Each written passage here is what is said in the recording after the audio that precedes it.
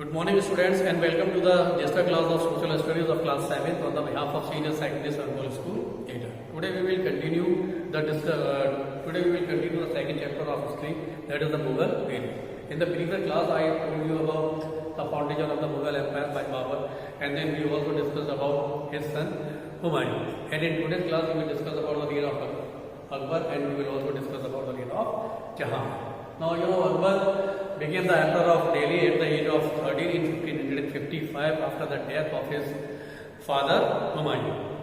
After the death of his father Humayun, when Bairam Khan, the most loyal officer of Humayun, when he came to know about the death of the Humayun, he immediately constructed a platform at Kala, and then he allowed Akbar to sit on the throne, and he declared Akbar as the emperor of India. Now when Akbar became the emperor of Delhi, he faced many problems from all the sides. For example, there were many Afghans who were trying to establish their control over. They were trying to establish their control over India. There were Adil Shah and Sikandar Suri and Ibrahim Suri who were trying to establish their control over India. Adil Shah, the Afghan ruler, he sent one of his commanders, whose name was Hamu, to conquer the territories of India. Hamu, following his orders, he conquered Agra, he conquered Delhi, and he also conquered Gwalior. Okay, now Akbar was also facing revolt from his own brother Mirza Hakim, along with his Kithan king, who was plotting conspiracies to remove Akbar from the throne of Delhi. At that time Delhi and Agra were also facing the famine conditions, and the Rajputana were also emerging as a strong power which were opposing the rule of Mughal dynasty. So all these problems they were faced by the Akbar. So firstly Akbar moved towards the Delhi to face Hamu. So a famous battle was fought between the Mughal army and the Hamu, which was known as the Battle of Panipat, which was known as the second Battle of Panipat, and it was fought in 1556. In that particular battle, Hamu was defeated by Bairam Khan, and Hamu was killed by Bairam Khan. Is it okay? Now now let us talk about Bairam Khan. Bairam Khan was one of the most loyal officials of Humayun, and he was a regent of Mughal Empire. Okay, when Akbar was immature, he took all the responsibilities over him, and he dealt with all the matters regarding with the administration of the empire. Okay, he was a Shia Muslim actually, and he opposes the Sunni. Okay, with the passage of time, he became very arrogant, and the nobles, they were continuously opposing the dictatorship of Bairam Khan. And Akbar also he became annoyed with the activities of Bairam Khan. So in order to make solution of all this war, in order to get rid of Bairam Khan, he sent Bairam Khan to Makkah. And while going to Makkah, and when he was on his way to Makkah, he was killed by an Afghan person. Okay, Akbar was so impressed by the Bairam Khan that he gave the title Bairam Khan as Khane-Khana. Okay, he gave the title of Khane-Khana to Bairam Khan. After the death of Bairam Khan, his son Abdul Rahim was appointed as the courtier in the Akbar's court. Now let us talk about the Akbar's conquest. Conquest. Akbar was very much determined to expand his empire. To expand his empire, and he wanted to become the master of Hindustan. So in order to fulfill his dream, he first made a target to Malwa. He first targeted Malwa. He sent his foster brother Adam Khan to Malwa and to conquer Malwa. A battle took place between the ruler of Malwa, that is the the Baz Bahadur and Adam Khan, and in that particular battle which was fought in 1561, Baz Bahadur was defeated and finally Malwa was annexed into the empire of Mughals. Malwa was annexed into the Mughal empire. Afterwards, Akbar turned towards the Gondwana. At that time, Gondwana was ruled by a famous queen Durgavati, Rani Durgavati. It is said that Rani Durgavati in her entire life, he fought 51 battles, and all of the 51 battles was won by her. The last battle which took place between the Rani Durgavati and the Mughal army. In that battle, Rani Durgavati was defeated and she was killed, and all her forts and all her treasury was taken away by the Mughal army. Okay. After that, Akbar turned his target towards the Rajputana. Rajputana, were becoming very, very strong. Were becoming very, very strong, and they were giving equal resistance. They were giving equal opposed to the Mughal empire. Okay, now to conquer Rajputs. Okay, to make a control over Rajputs, Akbar applied the policy of diplomacy, and he also applied the policy of war. Under the policy of diplomacy, he applied the policy of matrimonial alliance, the matrimony. Okay, he married certain Rajput princes. Okay, he married some of the Rajput princes, and in return of that, he gave tributes to the Rajput rulers, and he also gave them mansabs. Some of the Rajput rulers who accepted his supremacy, of the supremacy of Akbar, they were rewarded with the tributes, and those who did not accept the supremacy of Akbar and they resisted the Mughal army, they were dealt very hardly. They were dealt very hardly by Akbar. Okay, one of the famous examples of the rivalry against the Rajput was the fort of Chittor.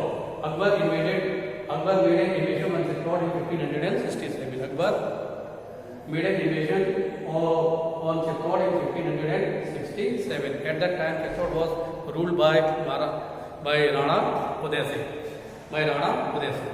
Is it okay? So, a battle was fought between the army of the Rajputs, between the army of Chittor and the Mughal army in 1567.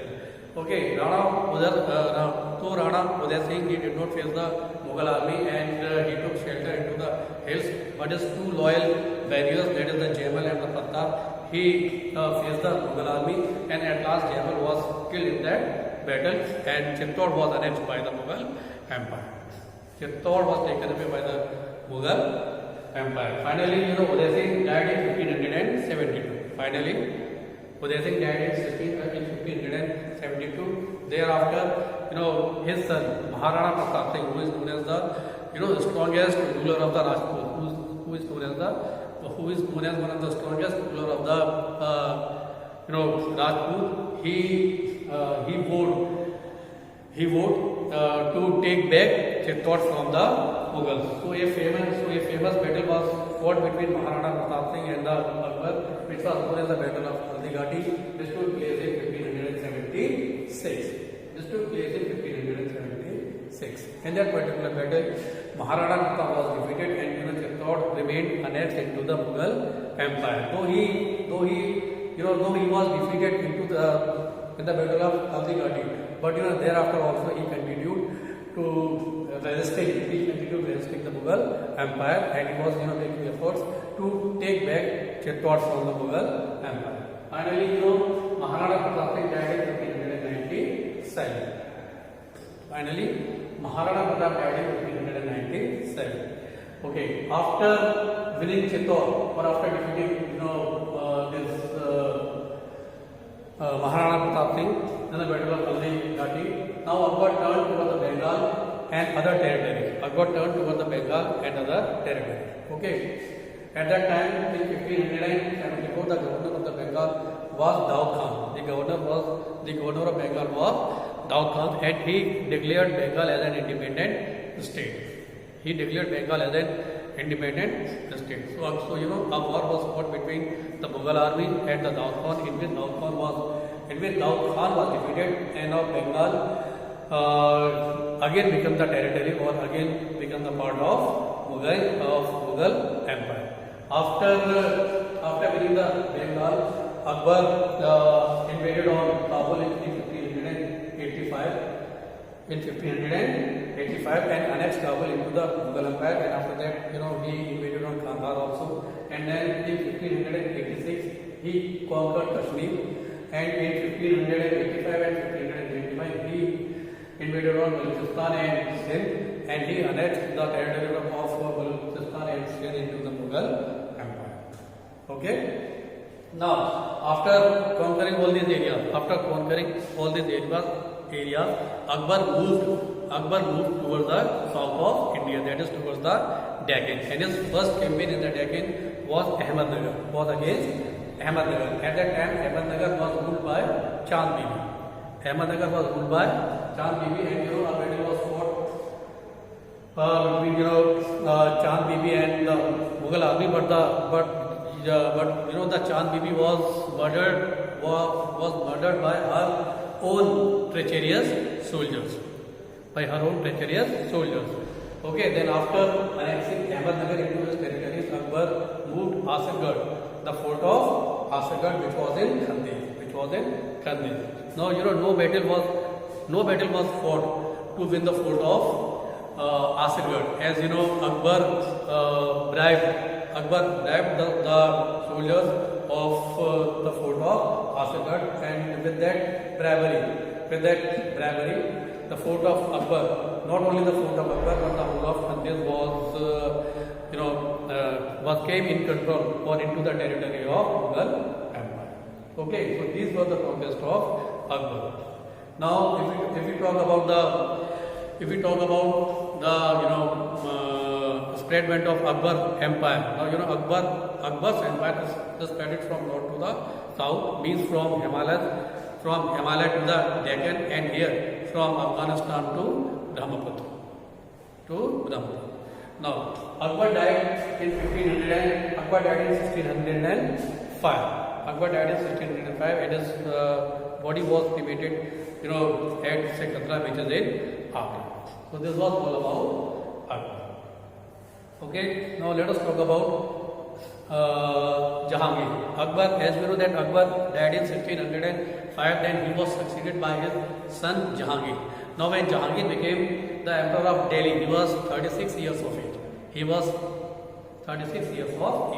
The first thing after becoming an emperor, which was done by Jahangir, was that he made an arrangement of a golden chain, which was hanged, okay, which was put at the pillar, which was outside the Agra fort, so that any oppressed person can pull out that chain any time and can get justice from Jahangir. Okay, now let us talk about the conquest of Jahangir. The first target which was made by Jahangir was to conquer Mewar. Actually, you know, Jahangir made three expeditions to conquer Mewar, but you know, all these three expeditions failed to conquer Mewar. Finally, a war was fought between Jahangir and the ruler of Mewar. At that time, the ruler of Mewar was Rana Amar Singh. So a battle was fought between Rana Amar Singh and Jahangir in 1614. And in that war, Rana Amar Singh was defeated, and he remained loyal. And thereafter, he remained loyal towards the Jahangir. Okay. Now let us talk about the Deccan policy. Again, you know, Ahmednagar. Ahmednagar was attacked by the Mughal armies. Actually, you know, Jahangir made two expeditions in order to conquer Ahmednagar, but you know, none of those expeditions succeeded. Finally, he sent his son Prince Khurram. He sent his son Prince Khurram with the Mughal army to conquer Ahmednagar. So a war was fought between the ruler of Ahmednagar, that is Malik Ambar, and the battle took place in 1616. Okay, in that particular war, Malik Ambar was defeated, and he was asked to pay a sum of rupees 15 lakh. He was asked to pay a sum of rupees 15 lakh as a war compensation. To the Mughal army. Okay, so this is how Ahmednagar was conquered by the Mughal army, and after 4 years of that, Bijapur and Golconda were also conquered by the Mughal army. Okay, they were also conquered by the Mughal army. Okay, now let us talk about the conquest of the issue of Kandahar. Actually, Kandahar was a very important place, was a very important territory. It was very important territory by two point of view. Firstly, it was very important by the military point of view, and it was very important by the commercial point of view. Actually, it was regarded as a border city. It was regarded as a border city between the Mughal Empire and between the Persia. Actually, Kandahar was conquered by Akbar in 1595. It was conquered by Akbar in 1595, but in 1622 it was attacked by the ruler of Persia, that is the Shah Abbas. Okay, when the expedition was going on, between the ruler of Persia and the Mughal army, then just because of the revolt of Prince Khurram, Jahangir withdrew that expedition, and finally, he lost Kandahar for forever. Okay.